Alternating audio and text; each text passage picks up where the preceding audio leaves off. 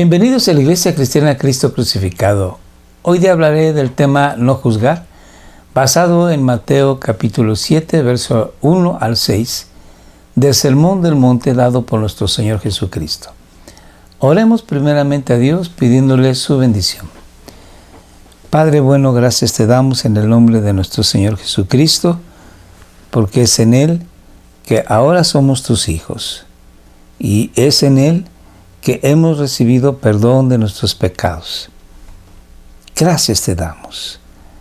Que este estudio de gloria, honra y alabanza a tu santo nombre. Amén. Nuestro Señor Jesús en el Sermón del Monte se dirige a sus discípulos.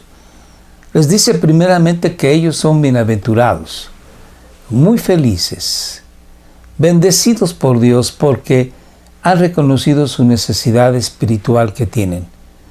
Saben que están en bancarrota. Saben que son pobres de espíritu, que son pecadores, que no tienen nada que ofrecer a Dios, porque sus mejores justicias son como trapos de inmundicia. Así que, como saben que la paga del pecado es la muerte, vienen a Dios por dádiva, por misericordia, por gracia para perdón de sus iniquidades. Y Dios los perdona. Y Dios los restaura, les da un nuevo corazón. Este nuevo corazón ahora es compasivo. Busca la justicia del reino. Este nuevo corazón es sal de la tierra, luz del mundo. Y no nada más ahora tiene una relación el cristiano nueva y viva con Dios, sino también con todos los demás. Y el Señor Jesús, en este capítulo 7, le dice al cristiano que a su hermano no debe de juzgarlo. Y entonces, la pregunta que uno hace es, ¿por qué existen tribunales? ¿Por qué existen leyes? ¿Por qué hay jueces? ¿Por qué hay fiscales y abogados defensores?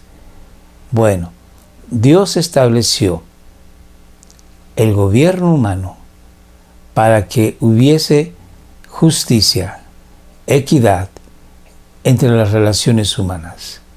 Pero en la iglesia, antes de que se haga algún juicio, se debe de dar misericordia, bondad, perdón, gracia. Y vamos a leer entonces capítulo 7 de Mateo, del verso 1 al 6. Leamos. No juzguéis para que no seáis juzgados, porque con el juicio con que juzguéis seréis juzgados, y con la medida con que midáis se os medirá. ¿Y por qué miras la mota que está en el ojo de tu hermano y no te das cuenta de la viga que está en tu propio ojo? ¿O cómo puedes decir a tu hermano, déjame sacarte la mota del ojo, cuando la viga está en tu ojo? Hipócrita, saca primero la viga de tu ojo y entonces verás con claridad para sacar la mota del ojo de tu hermano. No deis lo santo a los perros, ni echéis vuestras perlas delante de los cerdos. No sea que las huellen con sus patas y volviéndose os despedacen. Entonces vamos a leer el versículo 1 y vamos a ir explicando algunos detalles. No juzguéis para que no seáis juzgados. El Señor Jesús dice, no juzgues a tu hermano, porque Dios te juzgará a ti. Todos nosotros somos pecadores, arrepentidos. El cristiano es un pecador arrepentido. Sin embargo, todavía fallamos, erramos, puesto que tenemos nosotros una lucha interna entre nuestra vieja naturaleza caída, que ciertamente ha perdido potencia, ha perdido fuerza, poder, pero que está en nosotros todavía, y la nueva naturaleza que Dios nos ha dado a través de su Santo Espíritu. Entonces, nosotros caminamos en busca de Dios todos los días, Y le pedimos a Dios su misericordia, su gracia, su bondad, para poder serle útil, adorarle con nuestro corazón, pero llegamos a fallar. Pablo lo dijo con estas palabras: lo que quiero hacer, eso no hago. Y lo que no quiero hacer, eso precisamente hago. Así que esta es una lucha que tiene todo cristiano. Y nosotros llegaremos a terminar esa lucha. Llegaremos a ser perfectos hasta que estemos delante de nuestro bendito Señor y Dios en el cielo. Pero mientras tanto, sí es verdad, tenemos que dejar a un lado aquello que nos estorba. Pablo también nos dice: ¿qué soldado se embaraza con las cosas de este mundo? Antes bien, deja a un lado todo lo que le estorba y corre su carrera en búsqueda de la victoria. Así, bueno, pues, el cristiano falla, sí, pero no vive de una manera continua en el pecado. No es su manera, no es su estilo de vivir en ese pecado continuamente. No. Pero no puede ni debe de juzgar a su hermano que puede ser más débil que él. Muy por el contrario, lo que el Señor Jesucristo nos va a decir en las siguientes palabras es: aliéntalo, anímalo, ayúdale. Y cuando veas que peca, exhórtale para que se levante y siga adelante hacia la victoria. Sigamos leyendo. Porque con el juicio con que juzguéis, seréis juzgados. Es verdad, Dios nos va a llamar a cuentas y nos va a decir: ¿qué hiciste tú con la misericordia que te di?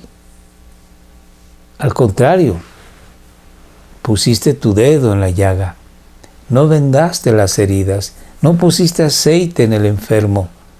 No, yo te llamé para que tú fueras luz y sal, para que fueras de bendición y no de amargura, de pesar. Y con la medida con que midáis, se os medirá. Vamos a leer el siguiente versículo. ¿Y por qué miras la mota que está en el ojo de tu hermano? La mota es una pequeña basurita. Es un hilo que se quedó ahí en el ojo de la persona. El hilo se desprendió de alguno de los tejidos de su ropa. Me gusta esta versión porque en algunas dice una astilla, un pedacito de madera, pero la mota todavía es más pequeña y casi invisible al ojo humano, pero da mucha molestia. El ojo rápidamente se pone hiperémico, se pone rojo, doloroso, lagrimea. Sin embargo, podemos seguir viendo. A diferencia de: ¿y por qué miras la mota que está en el ojo de tu hermano y no te das cuenta de la viga que está en tu propio ojo? A diferencia de la viga. Aquí es una hipérbole. Jesucristo maneja un lenguaje de dicción, enseñándonos metáforas, parábolas, ejemplos. Y aquí exagera para mostrarnos que cuando uno hace juicio de los demás, es muy probable que nosotros tengamos peores ofensas delante de Dios. La viga aquí representa pecados más fuertes, pecados más terribles, pecados de los cuales preferimos guardar silencio y que nadie se entere. Entonces el Señor Jesús dice: ¿eres un hipócrita? Eso no es correcto. Si tú quieres ayudar, primero tienes que resolver tu problema. Sigamos leyendo. ¿O cómo puedes decir a tu hermano: déjame sacarte la mota del ojo, cuando la viga está en tu ojo? Es una imposibilidad, porque de acuerdo a esto, la viga es tan grande que lastima, que hace que el ojo esté completamente herido y no podamos ver. ni el camino, ni mucho menos la mota del ojo de mi hermano. Sigo leyendo. Hipócrita, saca primero la viga de tu ojo. Resuelve tu problema primero. Ve ante Dios. Pídele perdón de tus iniquidades. Sé sincero, genuino, verdadero con Dios. No lo puedes engañar. Una vez que tú te has arrepentido de corazón, deja tu pecado. Eso es el arrepentimiento. La metanoia, el cambio de mente, el cambio de dirección. Dejas el pecado y caminas hacia la santidad. Luego entonces puedes acercarte a tu hermano y tratar de auxiliarlo, de ayudarlo. No para señalarlo, no para enjuiciarlo, sino para auxiliarlo. Y entonces verás con claridad para sacar la mota del ojo de tu hermano. El Señor Jesucristo nos dice en la oración del Padre Nuestro que una de las cosas que nosotros tenemos que pedir a Dios es perdón de nuestras ofensas o de nuestros pecados. Así lo dice en Mateo capítulo 6, verso 12. Dice, Padre nuestro que estás en los cielos, perdónanos nuestras deudas u ofensas o pecados, como también nosotros hemos perdonado a nuestros deudores o aquellos que nos ofenden o pecan contra nosotros. Lo primero que nosotros tenemos que hacer es ir con Dios y decirle de una manera sincera, genuina, verdadera, perdóname. Y yo ahora camino hacia la justicia, hacia la santidad. Luego entonces veo que mi hermano está pecando contra mí, yo ir y hablar con él para ayudarlo, para que él deje su pecado y camine conmigo hacia la victoria. El Señor Jesucristo nos enseñó que nosotros, como hijos de Él, hijos de Dios, tenemos que ser perdonadores, misericordiosos, compasivos. Y en un momento en que el apóstol Pedro le pregunta al Señor Jesucristo, ¿cuántas veces tiene que perdonar a su hermano que peca contra él? El Señor Jesús le responde y le muestra una parábola que habla del maravilloso amor de Dios para con nosotros. Leamos entonces Mateo capítulo 18. Dice así: Entonces se le acercó Pedro y le dijo, Señor, ¿cuántas veces pecará mi hermano contra mí que yo haya de perdonarlo? Y pregunta Pedro, ¿hasta 7 veces? Y el Señor Jesús le responde, no te digo hasta 7 veces, sino hasta 70 veces 7.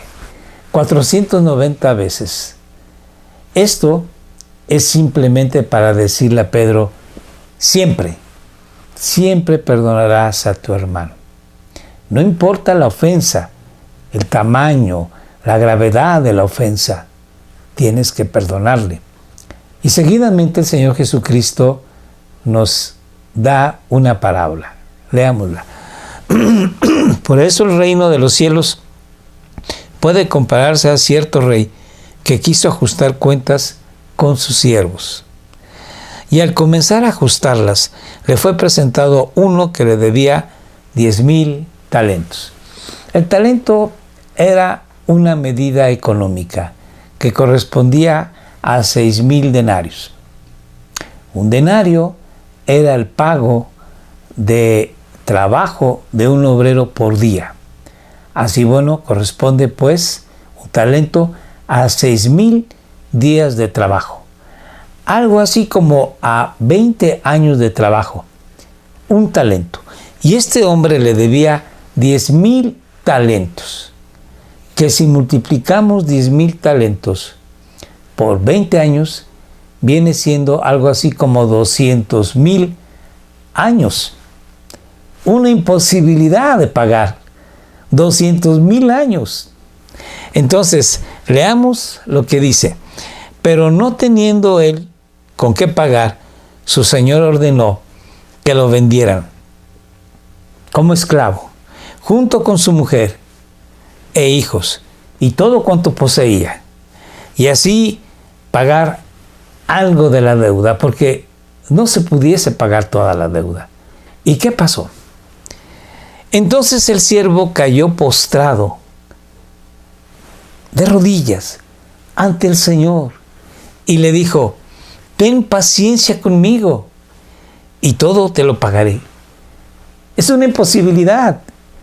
No te puedo pagar yo 200,000 años de trabajo. No, ni yo, ni mis hijos, ni mis nietos.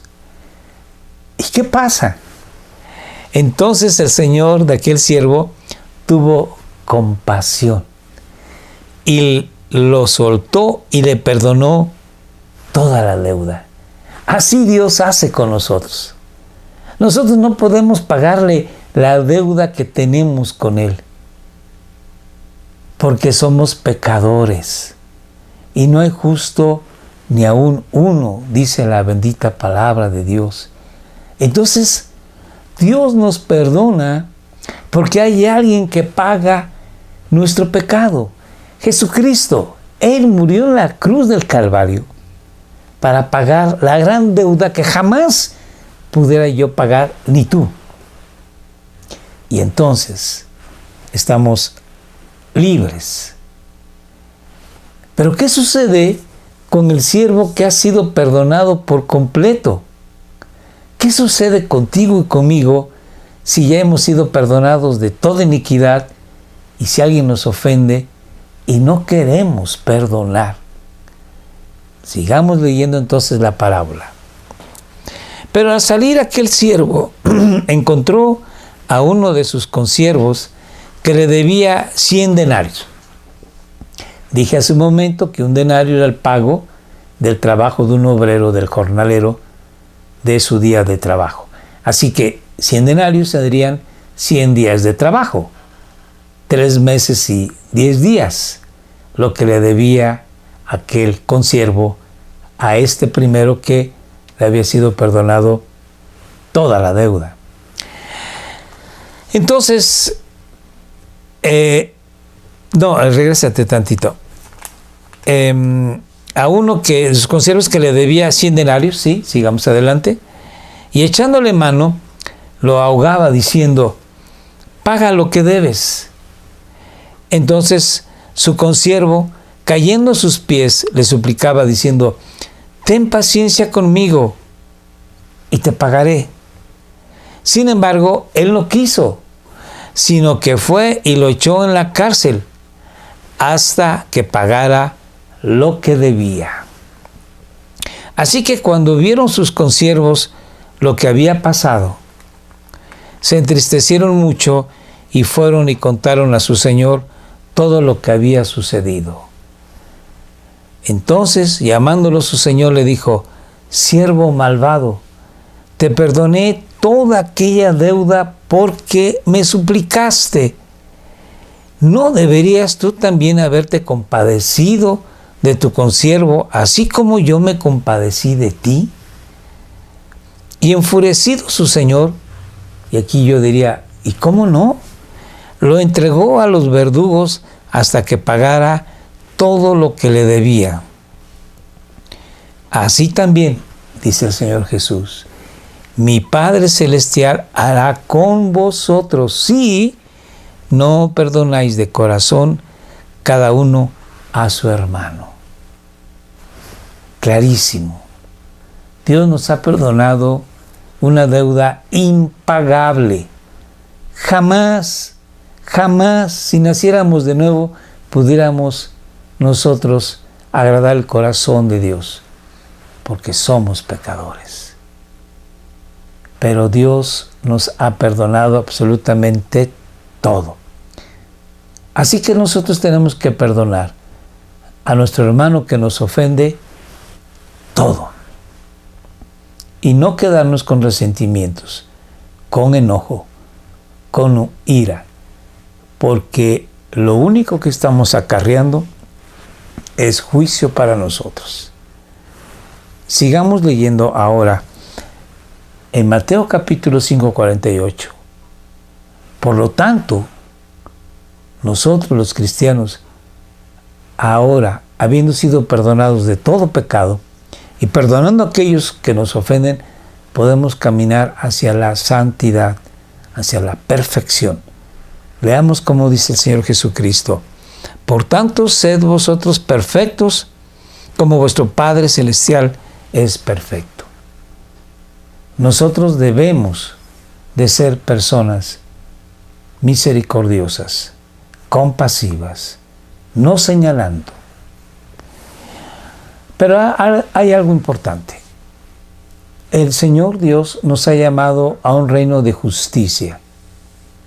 Y nosotros no debemos de permitir que haya inequidad, maldad, tanto en nuestras relaciones como más allá de nuestras relaciones. Tenemos nosotros que sí, levantar la voz y decir, yo no estoy de acuerdo con el aborto. Yo no estoy de acuerdo con que la maldad se le premie o no se le castigue. Pero en la iglesia, nosotros también tenemos que proceder igual. Si hay iniquidad, si hay maldad, tenemos que actuar. Siempre con misericordia, con gracia, con bondad, pero tenemos que actuar. Esto no es nuevo. En el Antiguo Testamento el Señor Dios nos dio leyes que están vigentes. Porque el Señor Jesús lo dijo. Amar al Señor tu Dios con todo tu corazón, tu mente, tus fuerzas, tu alma y a tu prójimo como a ti mismo es el cumplimiento de la ley y los profetas. Se resume en este amor todo el cumplimiento de la ley. Pero la ley se tiene que cumplir. Ni una jota ni una tilde dejará de cumplirse. Y en Levítico capítulo 19, el Señor Dios nos dijo lo siguiente: no alimentes odios secretos contra tu hermano. Si tienes una indisposición contra tu hermano, tienes que arreglar ese asunto. No lo dejes ahí, que vaya creciendo, que vaya haciéndose mayor, y empiezas a tener de un resentimiento, de un enojo, de una molestia, empiezas a tener odio contra tu hermano. No, te hace daño. Y en tus relaciones con los demás te hace daño. Y sobre todo, tu relación con Dios. Sigo leyendo. No alimentes odios secretos contra tu hermano, sino reprende con franqueza. Reprende. Llámale la atención. Exhórtale. Con franqueza, de una manera sincera. Con franqueza a tu prójimo, para que no sufra las consecuencias de su pecado de él. Que tú no sufras las consecuencias. ¿Y cómo tiene que hacerse esto? Bueno, vamos a ver que el Señor Jesucristo nos dijo que hay un proceso en el cual nosotros tenemos que actuar cuando sabemos que hay pecado de nuestro hermano. Leamos Mateo capítulo 18.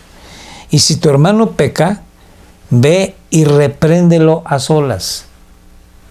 Llámale la atención, exhórtalo.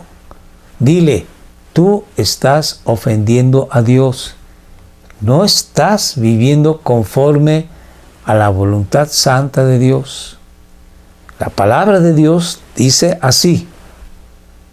Entonces, si tu hermano entiende, él se arrepiente de corazón, deja su pecado, has ganado un hermano.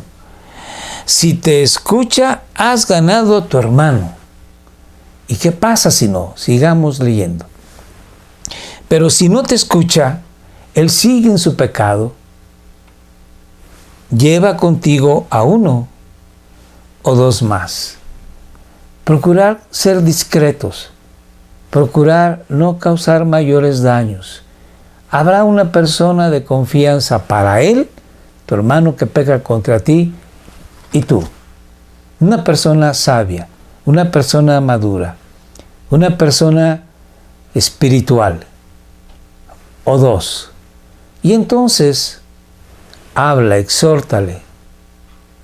Y los otros son testigos de lo que se está diciendo. Sigamos leyendo. Para que toda palabra sea confirmada por boca de 2 o 3 testigos. Se arrepiente, gracias a Dios, qué bueno. Sigamos leyendo. Pero si se rehúsa a escuchar, él sigue en su pecado. Entonces, dilo a la iglesia, a toda la comunidad cristiana, con el deseo de que la iglesia toda hable con él y lo exhorte, lo reprenda. Sigamos leyendo. Y si también rehúsa escuchar a la iglesia, entonces lo que queda es segregarlo. Sea para ti como el gentil. O sea, un extranjero, un extraño. O bien como el recaudador de impuestos.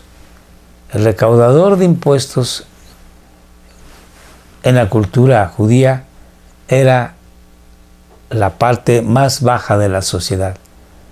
Y era tenido como un pecador, porque era aquel que recaudaba impuestos para Roma. No se le apreciaba.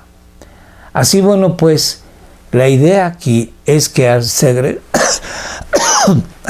al cristiano que reincide en su pecado, él, al sentirse solo, sin el apoyo de sus hermanos, sin la comunión de sus hermanos, venga a Dios. Perdón, y le pida perdón y misericordia a Dios.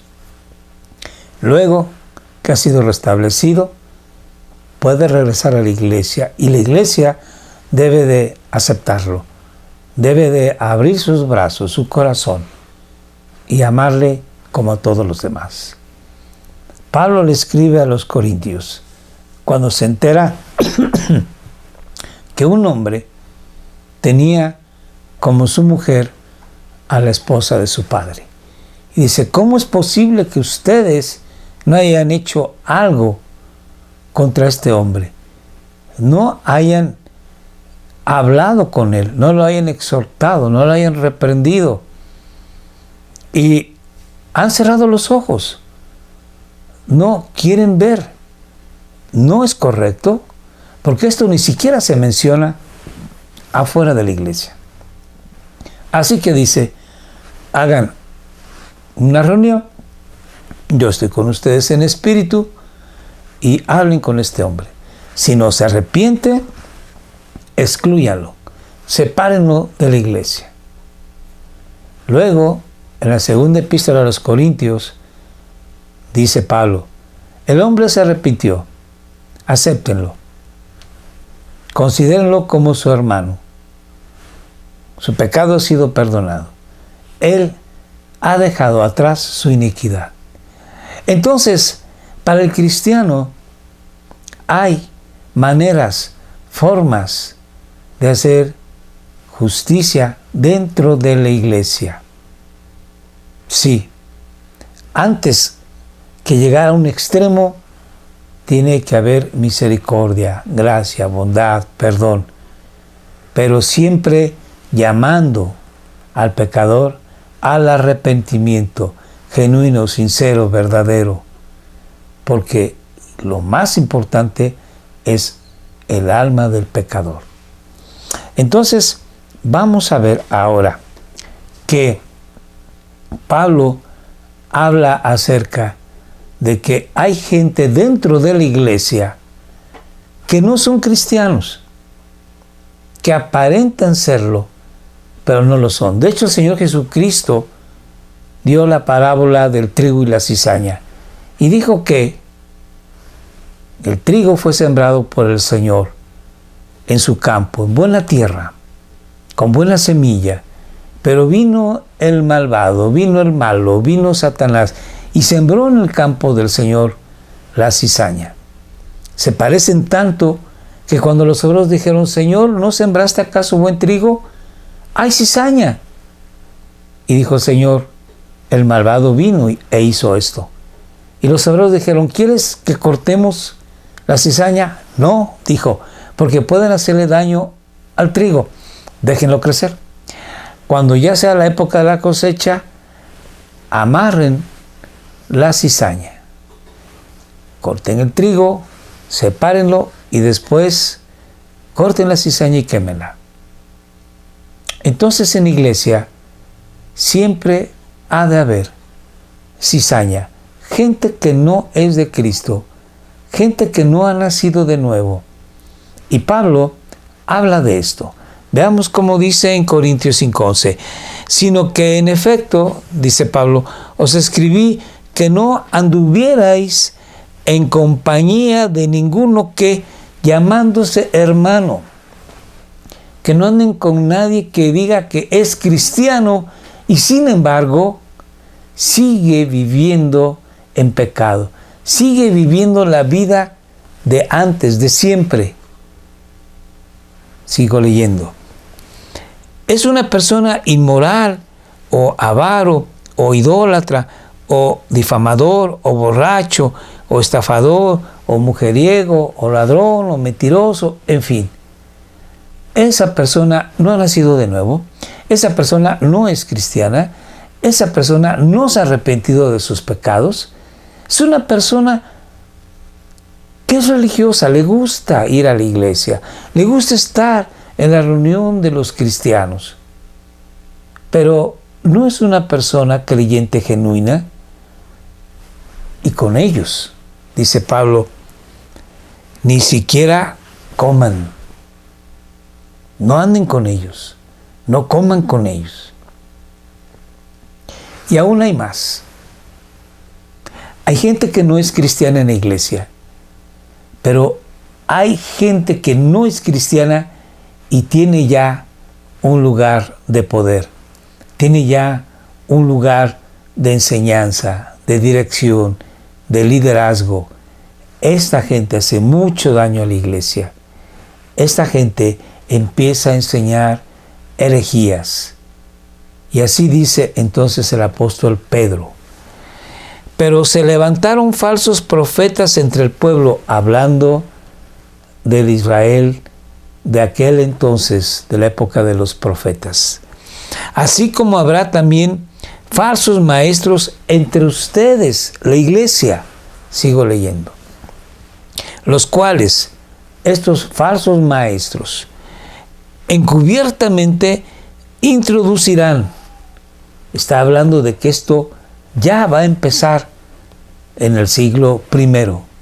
Van a introducir herejías destructoras, como las herejías que ha habido desde el año 100 a nuestra época, en la que dicen que nuestro Señor Jesucristo no es Dios, que es un Dios. En su traducción del Nuevo Mundo de la Biblia le ponen el artículo definido un. Y no se trata de que de que Jesús es un Dios. Él es Dios. Y niegan entonces la divinidad de nuestro Señor Jesús. Pero hay muchas más herejías, hay muchas más mentiras de estos falsos apóstoles, falsos profetas, falsos líderes, falsos maestros, falsos pastores. Sigo leyendo.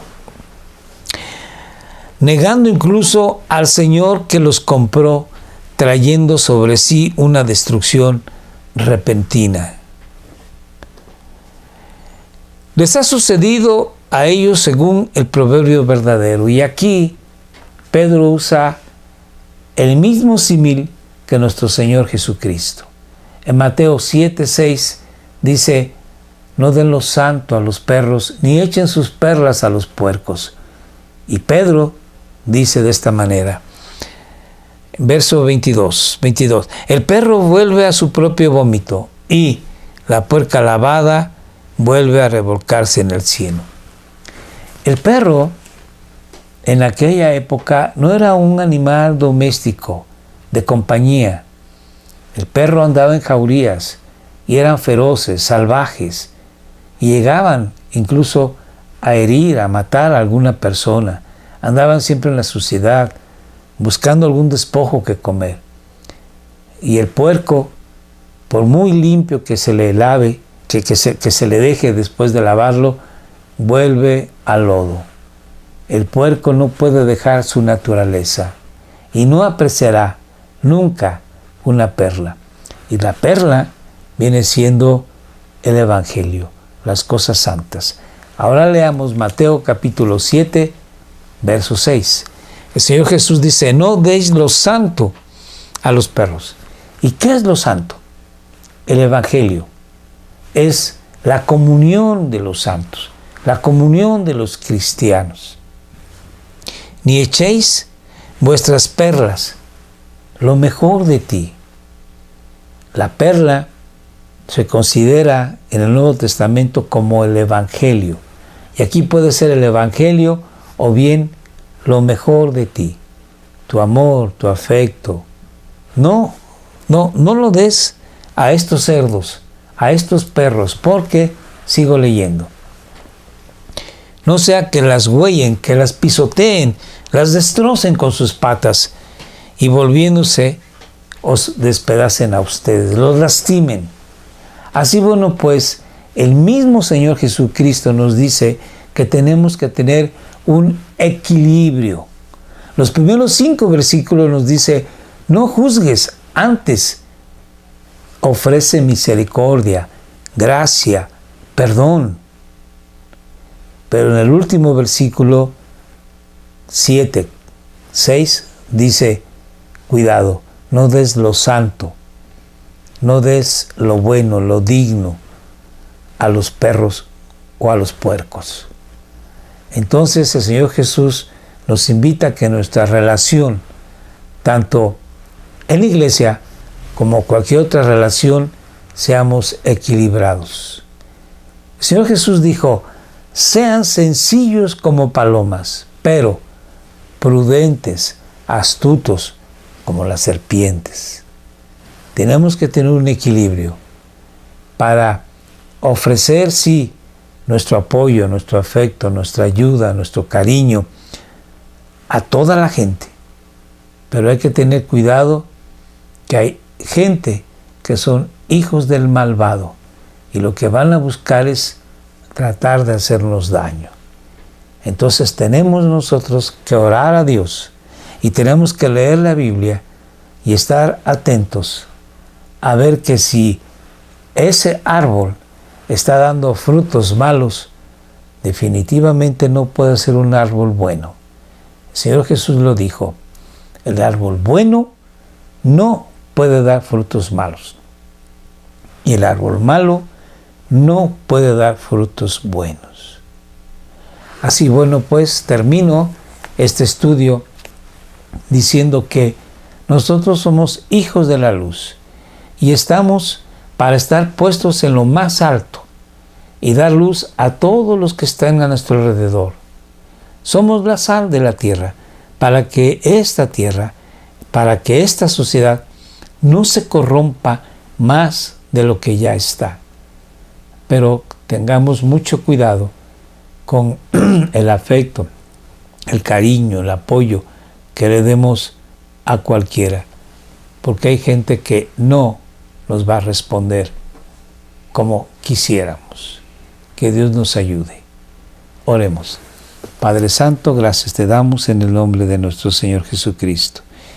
Guíanos a vivir una vida digna de ti, ofreciendo nuestro amor, nuestro cariño, nuestra compasión y pidiéndote a ti todos los días que tengamos discernimiento de espíritu, que seamos dóciles a ti para que podamos percibir cuando alguien quiera hacernos daño y evitarlo. Gracias en el nombre de nuestro Señor Jesucristo. Amén.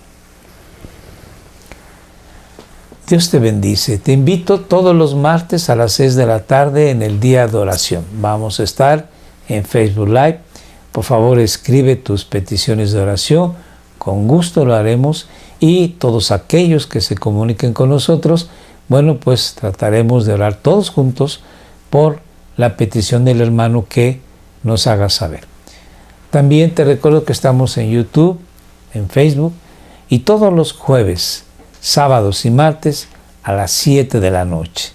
Por favor, suscríbete si no lo has hecho, comparte estos estudios, estas predicaciones, y bueno, pues muchas gracias. Dios te bendice.